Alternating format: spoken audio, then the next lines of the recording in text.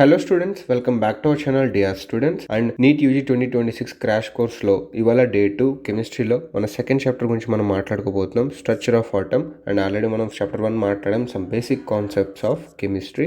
And అలాగే physics, బయాలజీలో కూడా మనం ఫస్ట్ చాప్టర్స్ అనేవి మాట్లాడామండి. సో ఫిజిక్స్లో ఫస్ట్ చాప్టర్లో మనం ఎన్సీఆర్టీ ఎగ్జాంపులర్స్తో సహా చెప్పాము. సో వీడియో చాలా లెంత్ వచ్చింది, 1 hour 30 minutes. సో ఈ బేసిస్ మీద మేమేమనుకుంటున్నామంటే, చాలామంది స్టూడెంట్స్ కూడా అడిగారు ఏంటంటే ఓన్లీ క్లాసెస్ వీడియోస్ పెట్టేసి ఈ క్లాసెస్ వీడియో షెడ్యూల్ ఏదైతే మనం March 25th ఉందో అది అయిపోయిన తర్వాత ఎన్సీఆర్టీ ఎగ్జాంపులర్స్ సపరేట్గా చాప్టర్ వైజ్గా ఒక్కొక్క వీడియో చేద్దామని డిసైడ్ అయ్యామండి. సో ఇవాళ మనం ఈ వీడియోలో స్ట్రక్చర్ ఆఫ్ ఆటమ్ గురించి మాట్లాడుకోబోతున్నాం. మా ఈ కంటెంట్ మీకు వర్త్ఫుల్ అనిపిస్తే తప్పకుండా నీడెడ్ స్టూడెంట్కి షేర్ చేయండి, వీడియోని లైక్ చేయండి అండ్ మర్చిపోకుండా సబ్స్క్రైబ్ చేసుకొని బెల్ ఐకాన్ అయితే క్లిక్ చేసి పెట్టుకోండి. సో దట్ మా నుంచి వచ్చిన న్యూ వీడియోస్ అన్నీ మీకు అప్డేట్ అవుతూ ఉంటాయి. సో ఈ చాప్టర్లో వెయిటేజ్ ఎంత ఉందంటే 2 to 3 క్వశ్చన్స్ ఆఫ్ వెయిటేజ్ ఉందన్నమాట. నథింగ్ బట్ 8 to 12 మార్క్స్ అనమాట. ఇది వన్ ఆఫ్ ద ఈజియెస్ట్ చాప్టరే కెమిస్ట్రీలో. సో ఈజీగా మనకి 8 to 12 మార్క్స్ అనేది ఇక్కడ మనం గెయిన్ చేయొచ్చు. సో ఫోకస్డ్గా మీరు కనుక హార్డ్ వర్క్ చేస్తే ఖచ్చితంగా మీకు 8 to 12 మార్క్స్ ఈజీగా వచ్చేస్తాయండి. సో ఫస్ట్ చూసుకోవచ్చు, discovery of subatomic particles. So theory plus conceptual అండర్స్టాండింగ్తో ఫార్ములా బేస్డ్ మీద మనం మాట్లాడుకుంటూ వెళ్దాం. First discovery of electron. So cathode ray experiment ద్వారా ఎలక్ట్రాన్ అయితే కనిపెట్టారు. సైంటిస్ట్ జేజే థామ్సన్ అండి. సో దీని యొక్క అబ్జర్వేషన్స్ ఏంటంటే, రేస్ అనేవి పాజిటివ్ ప్లేట్ సెట్ మూవ్ అవుతూ ఉన్నాయి, independent of gas used, and వీటికి మాస్ అండ్ ఛార్జ్ ఉన్నాయన్నమాట. సో కంక్లూషన్ ఏంటి, atoms contain negatively charged particle so that electrons అని చెప్పేసి అయితే కంక్లూషన్ ఇచ్చేశారు. And next discovery of proton చూసుకుంటే, గోల్డ్స్టైన్ అబ్జర్వ్డ్ కెనాల్ రేస్ అనమాట. వీటి యొక్క ప్రాపర్టీస్ ఏంటంటే పాజిటివ్ ఛార్జ్డ్ ఉంటుంది, మాస్ నియర్లీ 1 AeV ఉంటుంది అండ్ ప్రెజెంట్ ఇన్ న్యూక్లియస్, గుర్తుపెట్టుకోండి. నెక్స్ట్ డిస్కవరీ ఆఫ్ న్యూట్రాన్ చూసుకుంటే జేమ్స్ చర్దిక్ చేశారండి. సో ఎలా కనిపెట్టారండి, he bombarded B with alpha particles and also the neutral radiation is observed. Okay, wheat basis మీద మనకి neutron అనేది discover అయింది and mass nearly 1 AeV ఉంటుంది, charge 0. And ఇక్కడ ఛార్జ్ ఆఫ్ ఎలక్ట్రాన్ మనం చూసుకుంటే మిలికెన్ ఆయిల్ డ్రాప్ ఎక్స్పెరిమెంట్ ద్వారా మనమైతే ఎలక్ట్రాన్కి ఒక ఛార్జ్ ఉంది అని చెప్పేసి ఫైండ్ అవుట్ చేసాం. ఈ ఛార్జ్ ఎంత ఉందండి, -1.602 into 10 to the power of 19 coulombs, -19 coulombs. Okay, mass వచ్చేసరికి 9.109 into 10 to the power of -31 kg, గుర్తుపెట్టుకోండి. Next atomic number and mass number. Atomic number Z అంటే నెంబర్ ఆఫ్ ప్రోటాన్స్ అని గుర్తుపెట్టుకోండి. మాస్ నెంబర్ A అంటే protons plus neutrons, గుర్తుపెట్టుకోండి. Neutrons A - Z. Okay, example చూసుకోండి, క్లోరిన్కి ఎంత 17 ఉంటుంది atomic number and atomic mass ఎంత 35. సో న్యూట్రాన్స్ ఎన్ని ఉంటాయండి, 35 - 17, 18. ఓకే, నెక్స్ట్ చూడండి, isotopes, isobars, isotones. So same Z అంటే సేమ్ అటామిక్ నెంబర్ ఉంటుంది, డిఫరెంట్ A అంటే డిఫరెంట్ మాస్ నెంబర్ ఉంటుంది అనమాట, గుర్తుపెట్టుకోండి. ఓకే, ఈ ఐసోబార్స్లో సేమ్ మాస్ నెంబర్స్ ఉంటాయి అండ్ డిఫరెంట్ అటామిక్ నెంబర్స్ ఉంటాయి. ఐసోటోన్స్లో నథింగ్ బట్ సేమ్ న్యూట్రాన్స్ ఉంటాయి. సో ఎగ్జాంపుల్ హైడ్రోజన్ చూసుకుంటే 1H 2H 3H. So same chemical properties, same electrons ఉంటాయి, గుర్తుపెట్టుకోండి. సో ఈ 1Hలో 2Hలో 3Hలో మనం చూస్తే ఐసోటోప్స్ అంటే ఏంటండి, సేమ్ అటామిక్ నెంబర్ ఉంటుంది, డిఫరెంట్ ఏంటి, మాస్ నెంబర్స్ డిఫరెంట్ ఉంటాయి. ఫస్ట్ చూడండి, అటామిక్ నెంబర్ హైడ్రోజన్ 1, 2కి 1, 3కి 1. Okay, got it, atomic number 1 అన్నిటికీ. సో నెక్స్ట్ ఇక్కడ చూడండి, మాస్ నెంబర్ ఎంత అండి, డిఫరెంట్ ఏంటంటే 1 into 1, 1, 2 into 1, 2. ఎందుకంటే ఇది అటామిక్ నెంబర్, ఇది వచ్చేసరికి మనకు తెలుసు ఎన్ని ఉన్నాయో అన్ని కోఎఫిషియంట్ మల్టిప్లై చేస్తాం. Next 3 into 1, 3. So same atomic number, different mass number, isotopes. So మనం ఫస్ట్ చెక్ చేయాల్సింది ఏంటంటే, సేమ్ A అని అన్నాడు. సో మాస్ నెంబర్ సేమ్ ఉందా లేదా చూడండి. సో మాస్ నెంబర్ ఆర్గోన్కి ఎంత అండి, 39.9, నియర్లీ ఈక్వల్స్ టు 40 ఉంటుంది. కాల్షియంకి కూడా 40. So same. అలాగే ఇక్కడ అటామిక్ నెంబర్ చూడండి, ఆర్గోన్కి 18 అండి అండ్ మన కాల్షియంకి 20 ఉంటుంది. So different atomic number, same mass number, isobars. Okay, ఇక్కడ 2 times ఇచ్చినట్టున్నారండి, దీన్ని క్యాన్సిల్ చేసుకోండి, 2 times ఇచ్చారు. సో ఇక్కడ మనకి నెక్స్ట్ ఐసోటోన్స్ చూడండి, సేమ్ న్యూట్రాన్స్ ఉండాలి. మన న్యూట్రాన్స్ ఫార్ములా ఏంటండి, A - Z, nothing but mass number minus atomic number. ఓకేనా, ఫస్ట్ చూడండి 14C అలాగే 15N ఇచ్చాడు మనకి. దీనికి మనం ఒకసారి చేసుకున్నాం చూడండి. ఫస్ట్ కార్బన్కి చేయండి, కార్బన్కి మనకి A ఎంత వస్తుందండి, మాస్ నెంబర్ ఎంత అండి, 14. అలాగే దీనికి Z ఎంత అండి, అటామిక్ నెంబర్ ఎంత మనకి 8, 6 అనమాట. సో నెక్స్ట్ నైట్రోజన్కి చేయండి, same atomic number sorry mass number, atomic number ఎంత వస్తుందండి? అటామిక్ నెంబర్ వచ్చేసరికి 7 ఉంటుంది, మాస్ నెంబర్ ఏమో 15. ఓకే, రెండింటిని సబ్స్ట్రాక్ట్ చేయండి.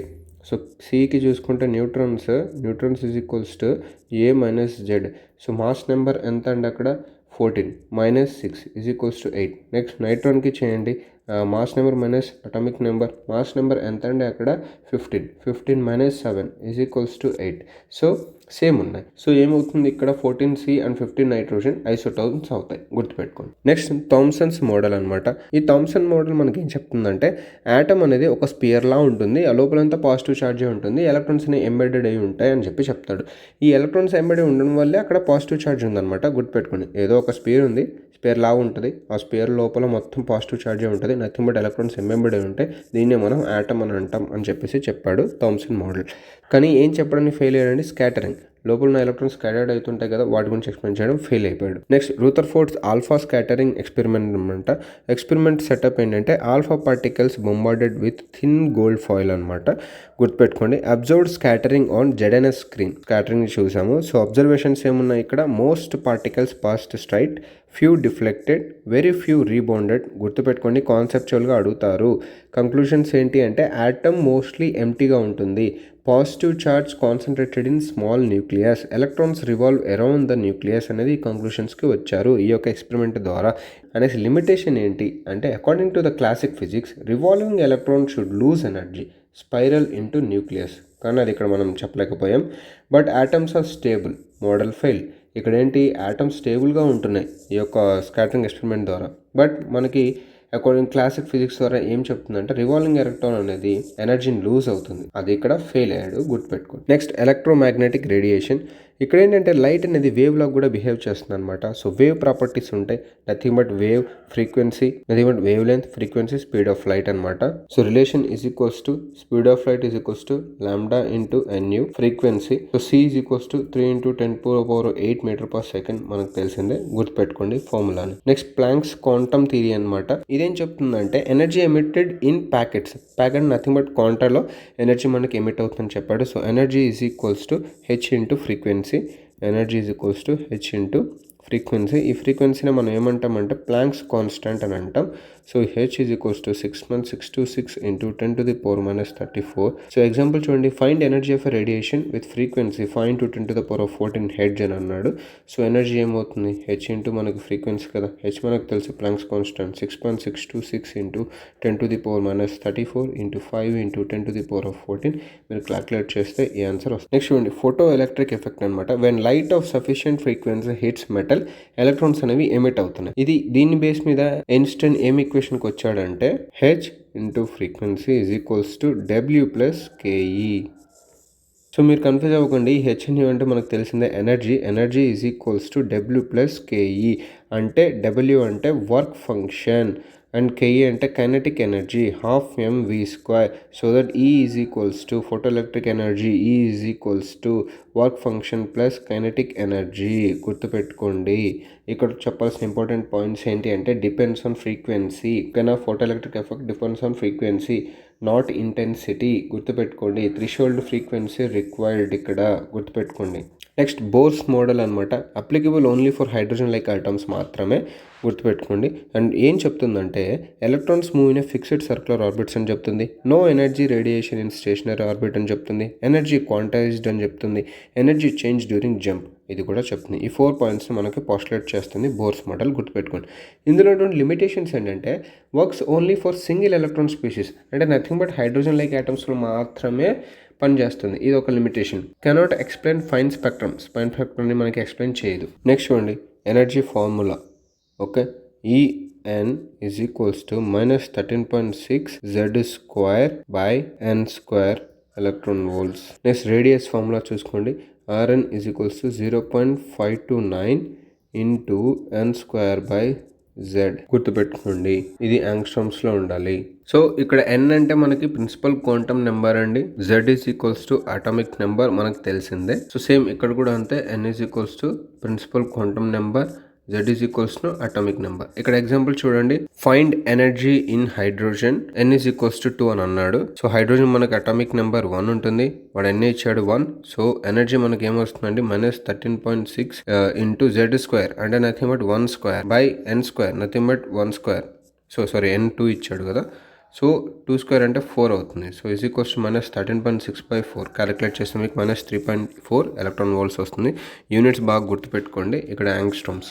So for hydrogen is equals to 3 అంటే మనకు తెలుసు 0.529 into N square by Z angstroms అనమాట. సో 0.529 ఇంటూ N స్క్వేర్ అంటే 3/9 by hydrogen atom 1 into angstroms. So is equals to 0.529 into 9 calculate చేస్తే మీకు ఆన్సర్ వచ్చేస్తుంది. నెక్స్ట్ చూడండి, డ్యువల్ నేచర్ ఆఫ్ మ్యాటర్ ఏంటంటే de Broglie proposed matter behaves like wave. So de Broglie ఏం చెప్తాడంటే matter అనేది wave లాగా కూడా బిహేవ్ చేస్తుందని చెప్తాడు. సో దీనికే మనం డిరైవ్ చేసిన formula lambda is equals to h/mv. గుర్తుపెట్టుకోండి.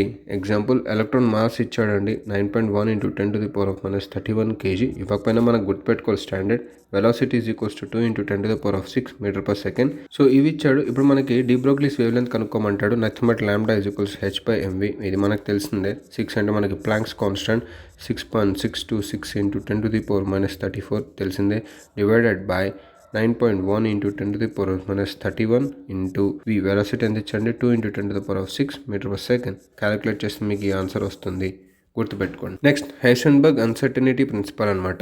ఇది కొంచెం మిస్టేక్ ఉంది, ఒకసారి ఇక్కడ చూడండి. So delta X into delta P is always greater than or equals to h/4π.